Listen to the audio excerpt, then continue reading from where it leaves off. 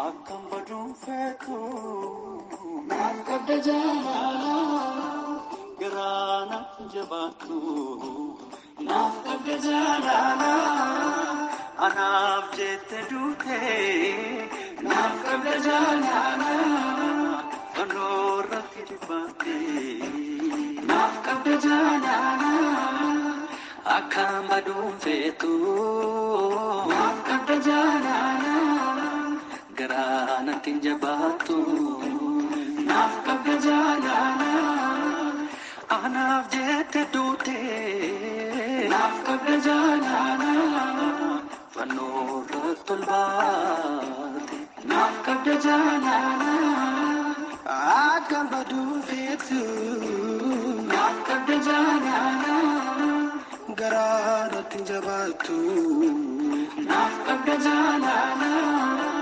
anaaf jette duute naaf qabda jaalala fanoorratti ol baate madaa'u keenani fayyifame qalleessaa koorsiif naaf adaabame araarsaa koositti galoolaase waaqayyo baan walitti na araarse gatii hundumaa sanarraa baase madaa'u keenani fayyifame qalleessaa koorsiif naaf adaabame araarsaa koositti galoolaase waaqayyo baan walitti na araarse gatii hundumaa sanarraa baase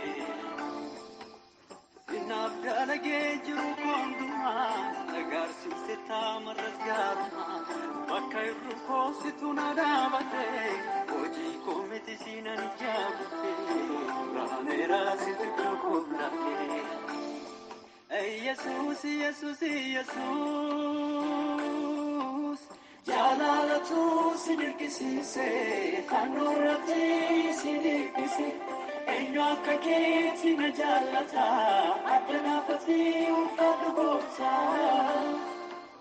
jaalaalatu si dirqisiise fanoorratti si dirqise eenyu akka keetti na jaallata adda naafatii ulfaatu goota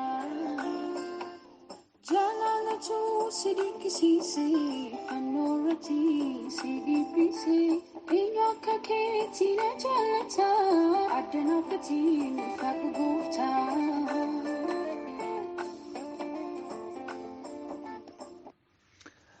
ayyaanniif nagaan gooftaa jiraataa biraa hunda keessaniif haa ta'u waldaa Maraanaataa Yesuus keessatti kan argamtan ijoolleen gooftaa toora onlaayinii kanarraanii waaqayyoon kan waaqeffattanii dubbii waaqayyoo kan barattan haala jirtan bakka jirtan hundumaa keessatti nageenyi gooftaa jiraataa isinirratti baay'atuun jedha akkam jirtu hundumtuu nagaadha ani waaqayyoo isa jiraataa salphina qabeessaaf galanni haa baay'atu bulees keessanii fi tajaajilaan keessan eebbaa barraa nagaa kooti inni jireenya keenya waa'ise abbaan keenya inni gaariin bara baraan haa ulfaatu geggeessitoonni tajaajiltoonni amantoonni hundumtuu ayyaana waaqayyoo keessatti eegamtanii as ga'uu keessanitti gooftaatti guddaan gammada hunda keenya baate gooftaan haa ulfaatuun jedha waldaa kana keessattis yeroo hundumaa torbanii gara torbaniitti hojii waaqayyoo utuu hin nuffiniin kan hojjettanii gatii keessan waaqa irratti herregattanii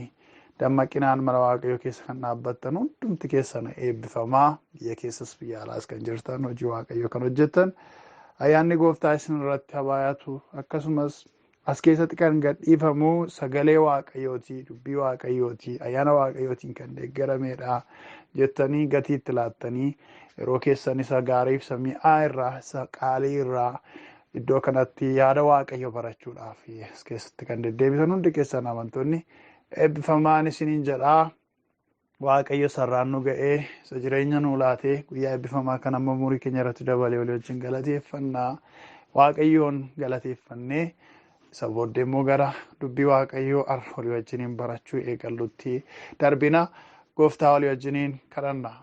bara hamma bara baraatti galanni siif haa ta'u qulqulluu abbaa keenya jireenyi keenya barruu keessa gaarii irratti eegamee foonitti hafuuratti gargaaramnee har'a ga'uu dandeenyeerra.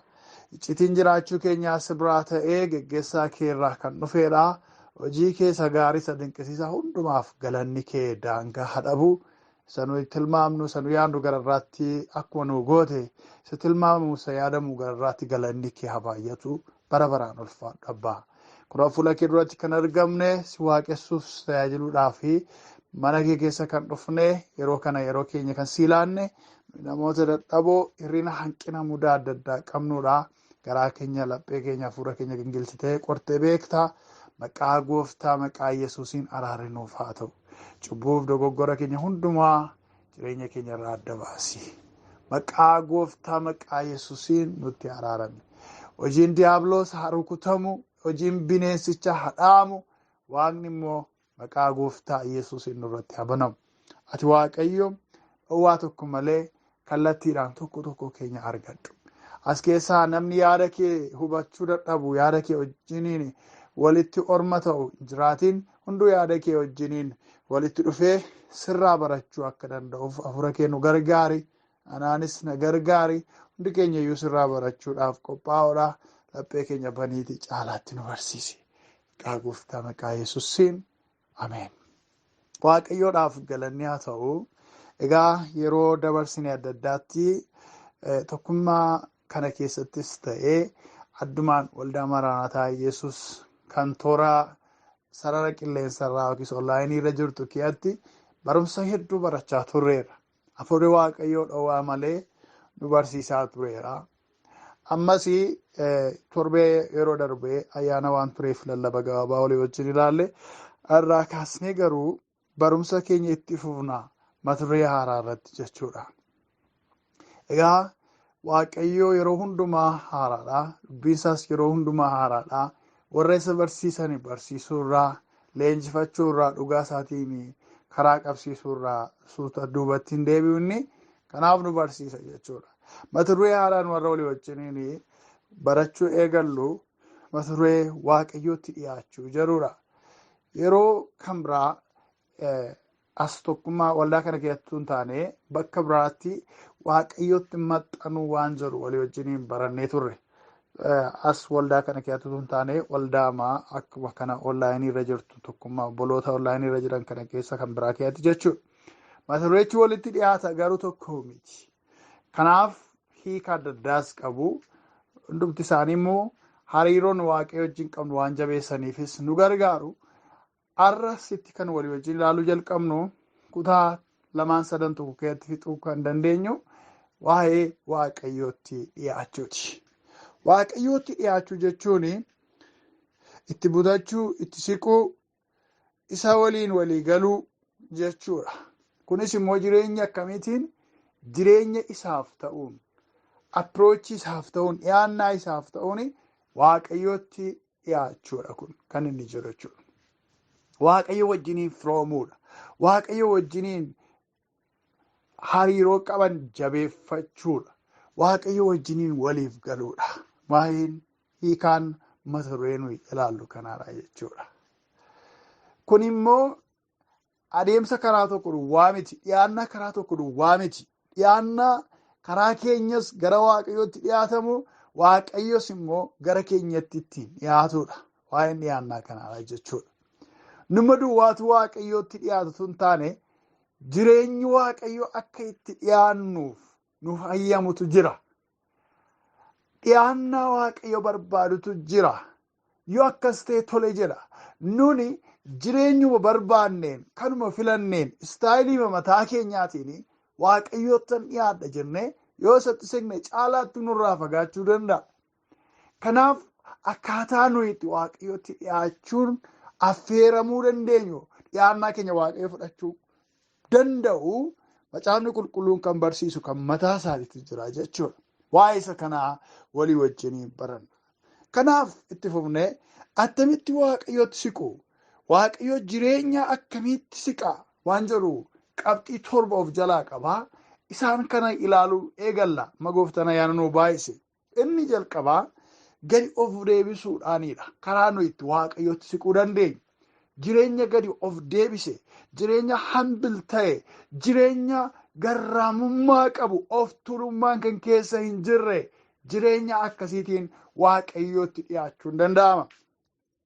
Dubbii gooftaa keenyaa keessaati macaafa moototaa isa duraa boqonnaa 21 lakkoofsa 29 irratti dubbii akkana jedhutu argina. Ahaabi fuula koo duratti attam akka gadi of deebisee argiteetta? Amma sababii inni fuula koo duratti gadi of deebisee fi wanta hamaa isaanii isa irratti nan fida jedhe sana bara isaa keessatti utuu hin ta'in bara ilma isaa keessatti maatii isaa irratti nan fida jedheedha. Waaqayyo gooftaadhaaf galanni haa ta'u. Waaqayyo wanti inni kirediitii itti kenne, gatii itti kenne gadi of deebisu Ahaabiidha. Ahaab inni Waaqayyo waa'ee isaa ajandaa godhee garbicha isaa Iliyaasii wajjiniin dubbatu kuni nama jallina hamaa raawwachuudhaan garaa Waaqayyoodhaa gaddisiise. Haadha manaa Waaqayyoof hin abboomamne, haadha manaa xuraa'ummaa hamaa hojjettu fuudhee isheedhaan oofamee, isheedhaan geggeeffamee garaa Waaqayyoodhaa gaddisiise. Namni akka haadha manaa isaatiin dhiibamee, haadha manaa isaa dhaga'ee Waaqayyoo irratti ka'e akka hin jirre macaafni qulqulluun dhugaa ba'a.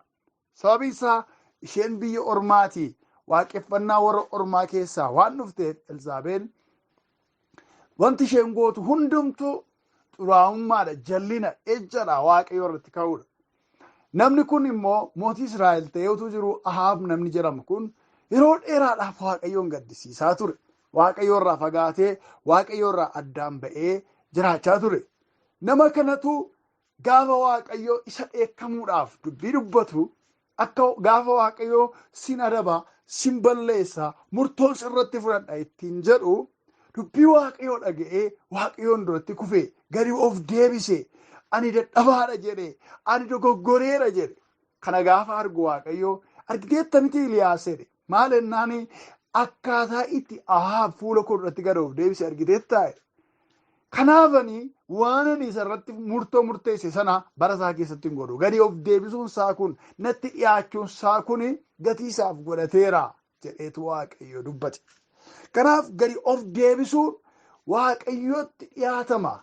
Maali? Akkuma hiriyaa keenya tokkootti, akkuma nama biyya lafaarratti miti akkaataa nuti Waaqayyootti dhiyaannu. Akkuma moototatti dhiyaannu tokkotti yookiin immoo gurguddootatti biiroo namaa dhannu tokkotti isaan duratti iyyuu gadi of deebisne yeroo baay'ee. Namichuma ala yeroo teenyu maqaasaa xiqqeessinee waamaa turre yookiin immoo isa dudduuba maqaasaa gadi buufnee waamnu tokko gaafa biiroo isaa galu garuu boqoo keenya gadi qabannee gadi jennee isinii jennee maqaa isaanii dachaa goonee waamnu. Yeroo gabbaanu immoo kiin arrabsaayyuu deemuu dandeenya.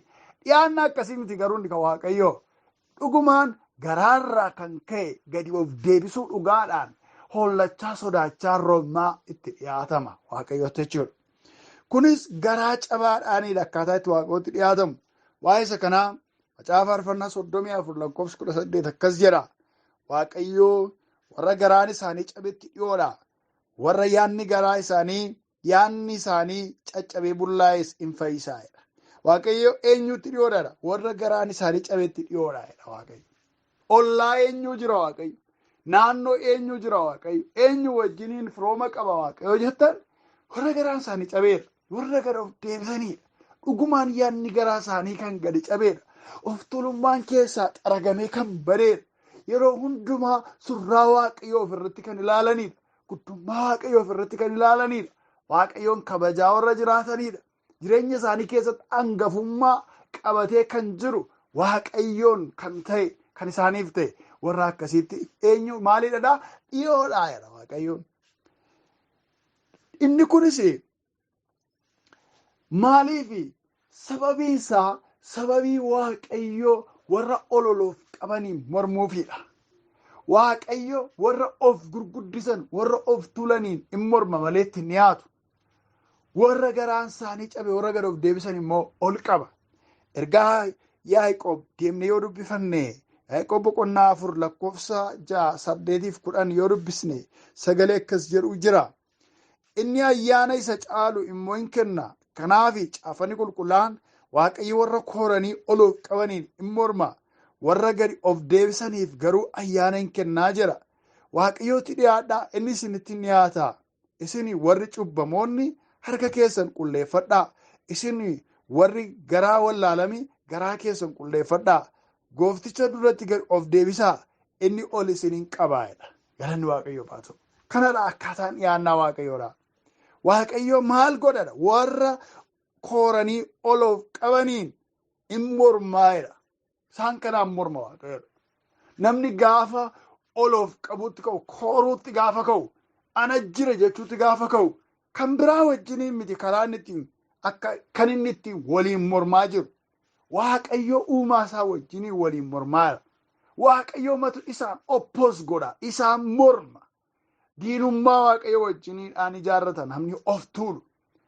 Ani dandeettii qaba, ani firan qaba, ani birriin qaba, ani beekumsan qaba, ani manan qaba, ani konkolaataan qaba, ani dandeettii addaan qaba jechuutti gaafa ka'u, isa kana amanachuutti gaafa ka'u, sanaan qoma dhiibuutti gaafa ka'u, seexanaa adduwwaa miti yookaan immoo qaama biraadhaan miti kan inni wallaansoo ol qabu. Waaqayyo wajjinii waliin morma.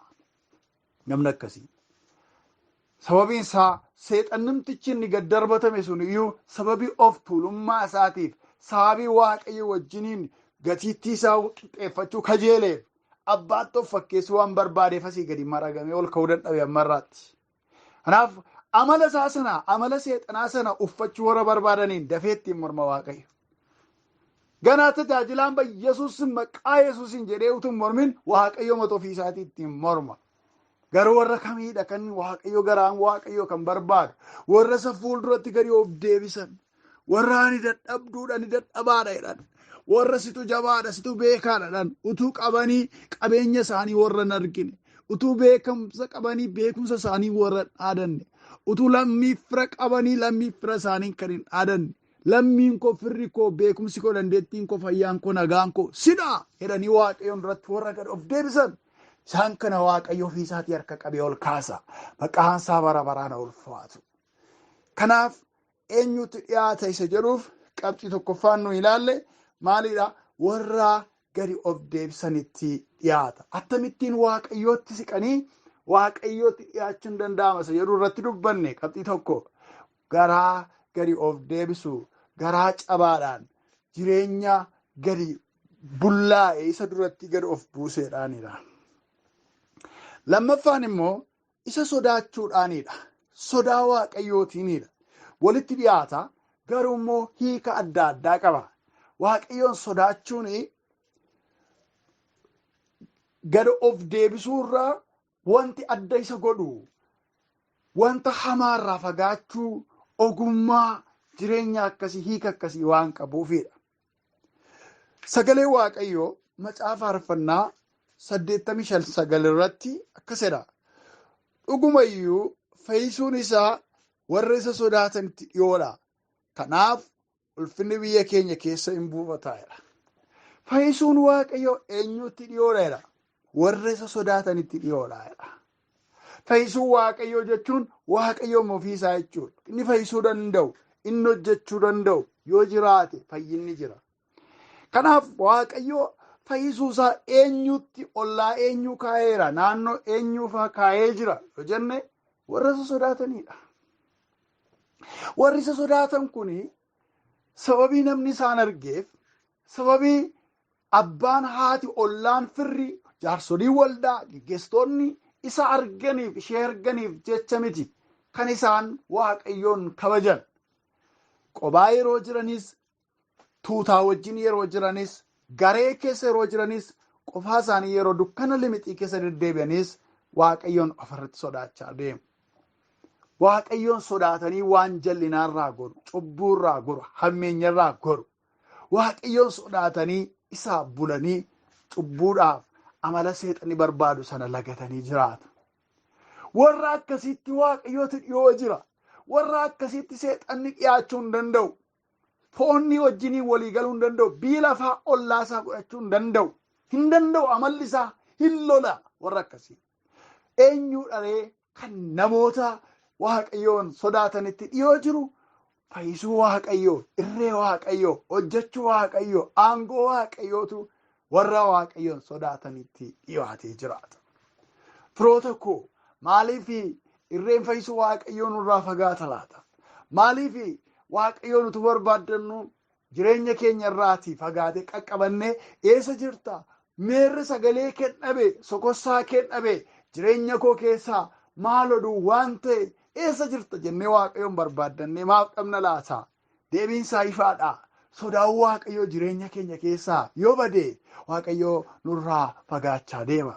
Nu garuu Waaqayyoo kana hin jaallatu, Waaqayyoo kana hin barbaadu, Waaqayyoo kana hin balaaleffata, Waaqayyoo kana hin ciiggaa jennee isa sodaachuu keenya agarsiisaa gaafa deemnu garuu Waaqayyoo nutti dhiyaachaa deema. Fayyisuun isaa nutti dhiyaachaa deema. Irreen fayyisuu isaatii naannoo keenya ta'a jechuudha. Kanaaf qabxii lama ilaalle. Waaqayyoo eenyutti dhiyaata? Akkamittiin immoo jireenya akkamitti siqaa? Jireenya akkamiitiin immoo Waaqayyootti dhiyaachuun danda'ama? Isa jedhu irratti wantooti lama Waaqayyoon duratti gara of deebisuudhaan dhiyaachuu fi isa sodaachuu akka ta'e ilaalle. Sadaffaanii dhugaadhaan isa amanachuudha. Maaliini? Dhugaadhaan isa amanachuudha. Dhugaadhaan Waaqayyoon amanachuudha. Kunis macaafa faarfannaa 445 lakkoofsa 18 irra sagalee jiru akkas jedha. Waaqayyo warra isa amanatan hundumaatti, warra dhugaadhaan isa amanatan hundumaatti dhiyoodha jedha. Galanni Waaqayyoo. Waaqayyo eenyutti dhiyoodha jedha? Warra isa amanatan hundumaatti. Irra deebi'ee immoo maal jedha? Warra dhugaadhaan isa amanatan hundumaatti dhiyoodha jedha. Maqaan isaa bara baraan ulfaatu. Warra dhugaadhaan fakkeessaadhaaf utuu hin taane jireenya koof isatu fala.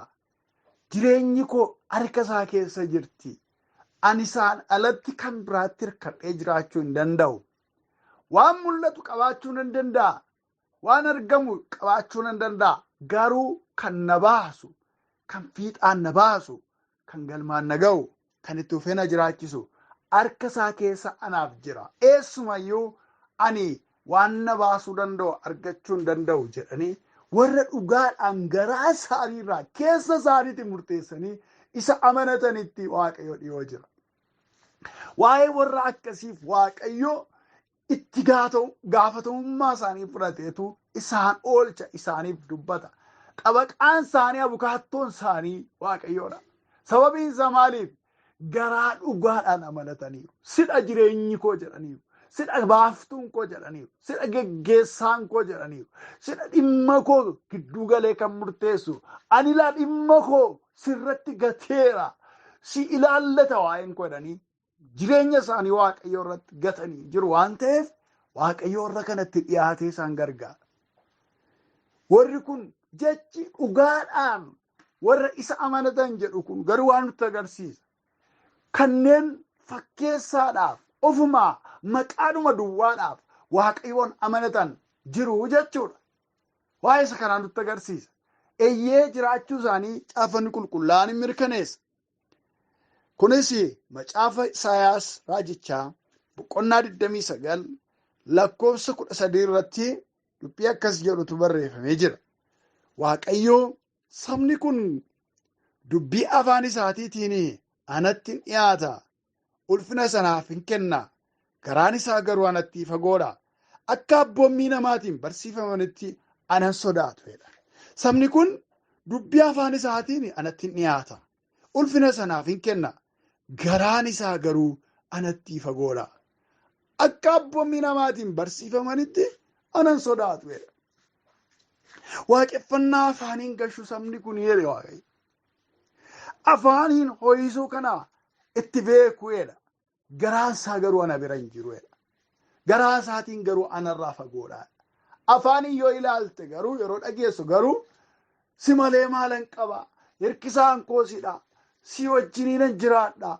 Sittan kooluu galee jedheetu afaaniin hin fakkeessa. Waaqeffannaa afaanii, waaqeffannaa arrabaa garaa keessa homtuu kan hin jirre.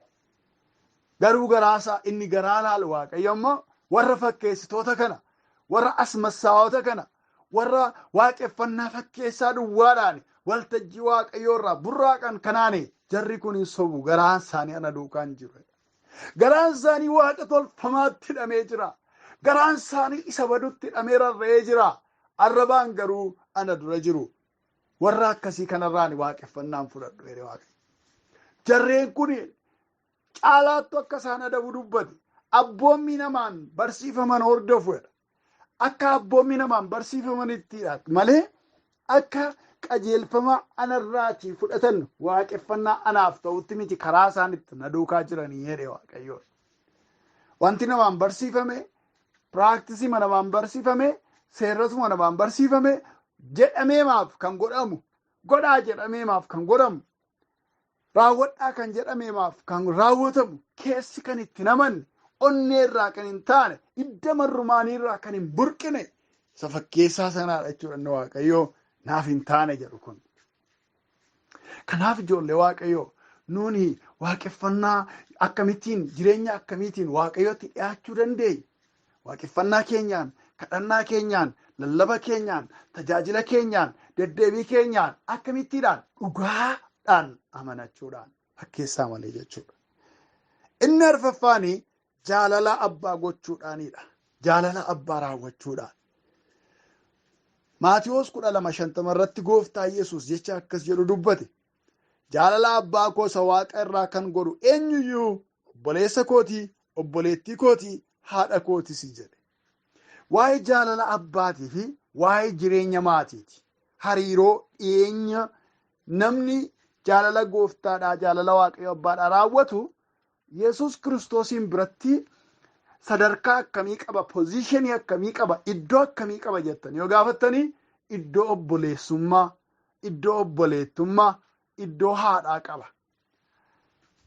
Dhiyaannarra darbee maatiidha jechuudha waaqayyoodhaa wajjiniin namni jaalala waaqayyoodhaa raawwatu. Jaalalli waaqayyo uumamaan waaqayyoon waaqa keenya jaallachuu, namoota akka mataa keenyaatti jaallachuudha. Jaalalli waaqayyo abboommiiwwan waaqayyoo wantoota kanaan raawwatamu. Namni kana raawwatu anaaf obboleessa, anaaf obboleettiidha, anaaf haadha. Firummaa akkasii walii wajjiniin qabna hedheetu dubbate maqaansaa bara baraan ulfaata. Kanaaf waaqayyootti dhiyaachuudhaaf jireenya akkamiitu nurraa barbaadama? Jaalala waaqayyoo raawwachuu, jaalala waaqayyootiin deddeebi'uu, jaalala waaqayyoo qajeelfama ofii, pirinsipilii jireenya ofii raawwachuu gaafata ijoollee waaqayyo. Inni shanaffaanii tokkummaa qabaachuudhaanidha. Gaafa 2-3 taanee deddeebinu, gaafa akka waldaatti jiraannu, akka koreetti jiraannu, akka hiriyootaatti, akka ollaatti yeroo jiraannu tokkummaan nu keessa jiraachuu qaba. Jireenya tokkummaadhaan guute, jireenya walii galtee qabu, jireenya wal dhagahuu qabu, ilaaf ilaamee kan qabu, jireenya akkasii yoo jiraate waaqayyo namatti dhiyaata. Isa kanas immoo sagalee waaqayyoo keessaa Maatiyoos 18:20 irratti waan gooftaan keenya jedhe akkas jedha. Nan dubbisaa maqaa Yesuusiin. Iddoo namoonni 2 yookiis 3 maqaa kootiin walitti qabamtanitti ani achi isaan gidduutti nan argamaa jedhe. Eenyu jedhe gooftaa Yesuus? Nan dhufa, isinittan dhiyaadha, isinii wajjiniin hariiroo uummachuudhaafan argamee dhufa. Kan inni jedhe eenyu fayyidha? Warra dhugumaan tokkummaadhaan maqaa Yesuusiin giddu galeessa godhatanii warra walitti qabaman. Maqaa Yesuusiin da'oo godhatanii seentarii jireenya hariiroo isaanii godhatanii warra walitti qabaman kana isaan gidduuttan argama. Isaanii wajjiniinan dabarsa. Isaanii wajjiniinan mari'adha. Isaanii wajjiniinan argamee dhimma isaanii irratti hojjedha. Kadhannaa isaanii irratti deebii fida. Kanaan na argamsiisu maalidha? Tokkummaa obbolootaati. Maqaa kooti walii galuudha. Isa maqaadhumaaf arri sanbata jedhanii sanbata waldaa keessa baay'atanii ta'an tokkummaa dhugaadha jechuu miti. Namni wal bira taa'ee waaqeffannaa keessa taa'ee waliin noodee, waliin jibbuu, nagaa waliin gaafannee duddoo walitti gatee deemu jiraachuu danda'a. Maqaadhumaaf walitti dhiyoosa ta'an tun taane tokkummaa sirrii gaafa qabaatanidha jechuudha. Inni ja'affaan waan hamaatti fagaachuudhaanidha. Waaqayyoon sodaachuu jalatti kaafneerra waan ta'eef gabaabsiman dubbadhee darba. Waan hamaatti gaafa fagaatan Waaqayyoon immoo namatti dhiyaata. Kunis isa duraa Phexros 2:11 irratti maal jedhe Phexros? Michoota koo isin warra ormummaatti jiraattanii, warra biyyaa baafamtanis nan gorsaa, fedha foonii isa lubbuu keessan lolu irraa fagaadhaa. Kan lubbuu keessan lolu, lubbuu keessan ishee Waaqayyoo irraa tolfamte, ishee Waaqayyoodhaa wajjiniin hariiroo qabdu, ishee Waaqayyo barbaadu sana kan lolu maalidha? Fedha fooniiti. Isarraa maal godhaa? Isarraa fagaadhaa.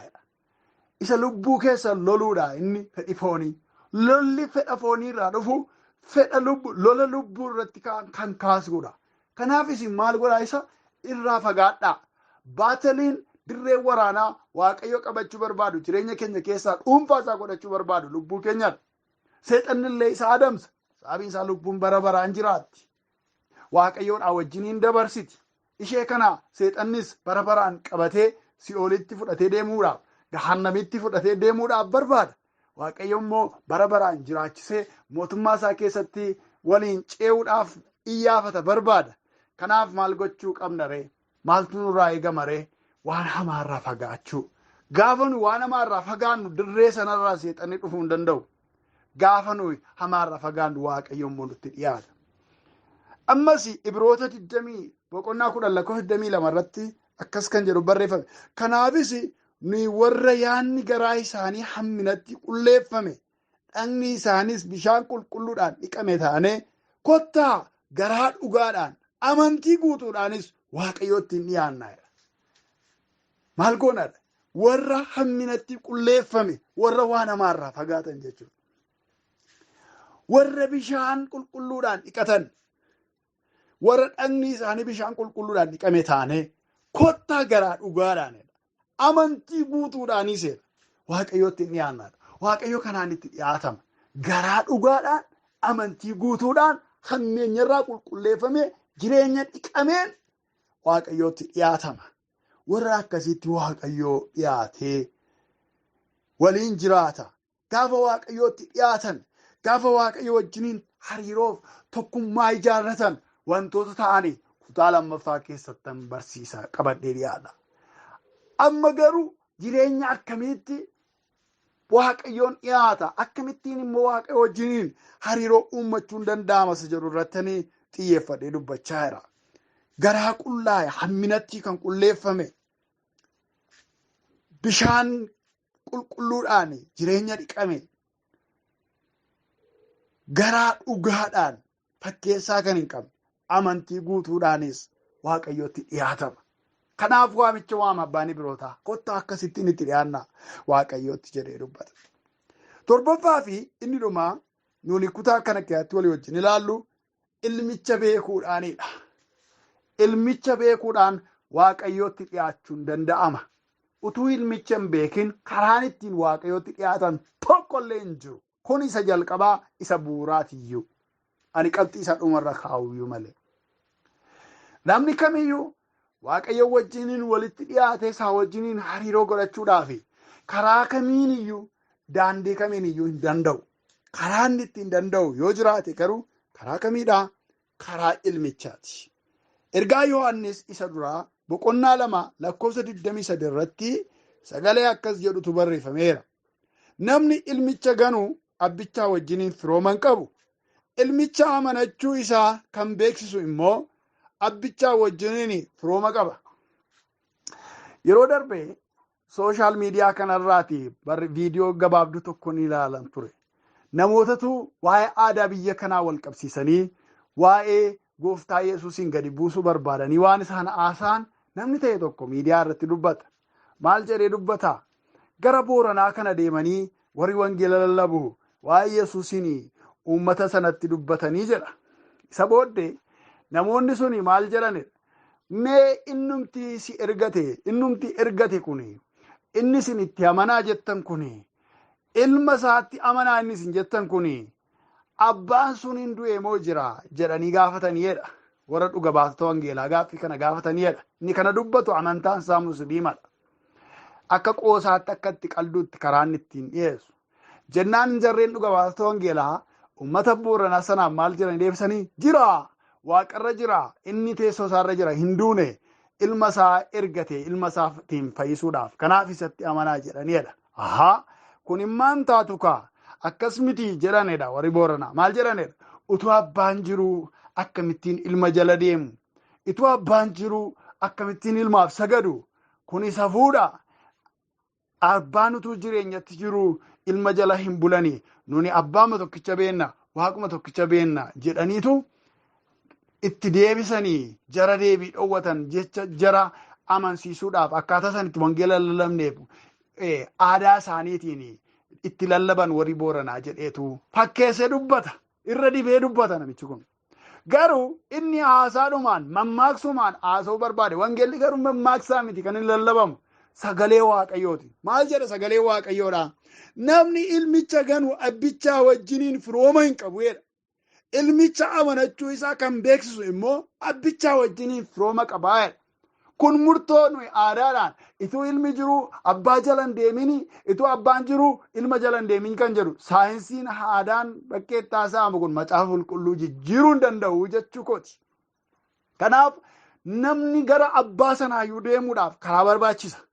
Gara abbaa deemuudhaaf daandii nama barbaachisa. Daandiin ittiin gara abbaa deeman kun immoo ilmichadha. Yesuus Kiristoosidha.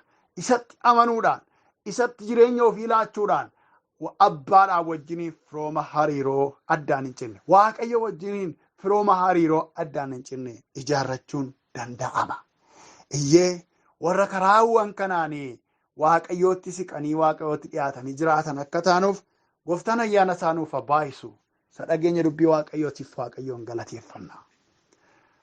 Bara hamma bara baraatti teessoo keessa kabajamaaf dinqisiisaa Waaqaraa irratti galanni tilmaama hin qabne siif haa ta'u. Yaada kee yaada Waaqayyootiin waan gara keenya dhuftee nu barsiifteef sitti dhiyaannee nuuf si gidduu ormi kamiyyuu utuu hin galiin, amalli hin taane utuu hin galiin si wajjin hariiroo qabaannee akka jiraannuu fi waa'ee sitti dhiyaachuu irra deebitee nu barsiisuu keetiif hafuura Waaqayyoo bara baraan kabajamii, galateeffamii, waaqeffamii. Ati Waaqayyo isa qulqulluudhaa galatoomi. Ayyaana keef ergaa kee kanaaf bara baraan nuuf kabajami abbaa keenya.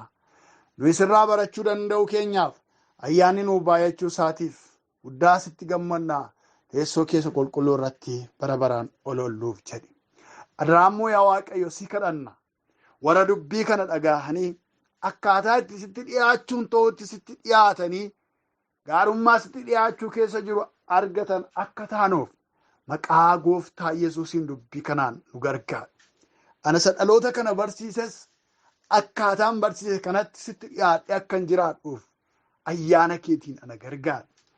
Saba kana warra dhugaa kee kana karaa adda addaatiin isaan qaqqabee baratanis yaa Waaqayyo akkaataa kanaan sitti dhiyaatanii sitti dhiyaachuu isaaniitiin immoo gaarummaa si keessaa argamu, gaarummaa sitti dhiyaachuu keessaa roobu argachuu akka danda'aniif ijoollee kee gargaari. Akkaataa malee hariiroo ati hin barbaanneen sitti dhiyaatanii jireenyi isaanii akka hin miidhamneef ijoollee kee gargaari. Hubannaaf ogummaa isaaniif kenni, dhaloota kana gargaari. Karaa hundumaatiin dhugaan kee kun dhaloota bira haa ga'u. Nu jijjiiri, nu eebbisi, dhuma keenya bara keenya eebbisi.